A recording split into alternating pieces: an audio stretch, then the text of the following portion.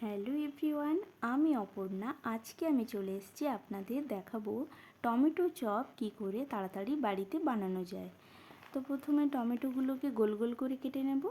তারপরে 1 কাপ বেসন নেব, আর বেসনের সাথে পরিমাণ মতো জল, লবণ, লঙ্কা গুঁড়ো আর কিছু গুঁড়ো মশলা। তো গুঁড়ো মশলার মধ্যে ধনে, জিরে মাস্ট নেব। তারপরে ভালো করে মিক্স করে নিলাম। আর মিক্স করার পর একটা কড়াইতে পরিমাণ মতো তেল দেব। তেল দিয়ে এবারে ওই মিক্স করা টমেটো যেগুলো রেখেছিলাম ওগুলো আস্তে আস্তে করে তেলের মধ্যে ছেড়ে দেব।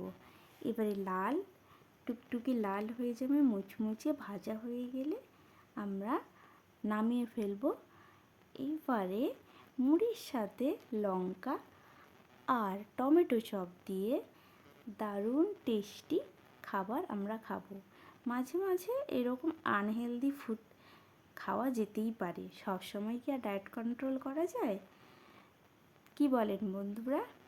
এরকম টমেটো চপ আপনারা বানাতে পারেন বাড়িতে। অনেকের বাগানে টমেটো থাকতে পারে, অনেকে বাজার থেকে কিনে আনতে পারেন।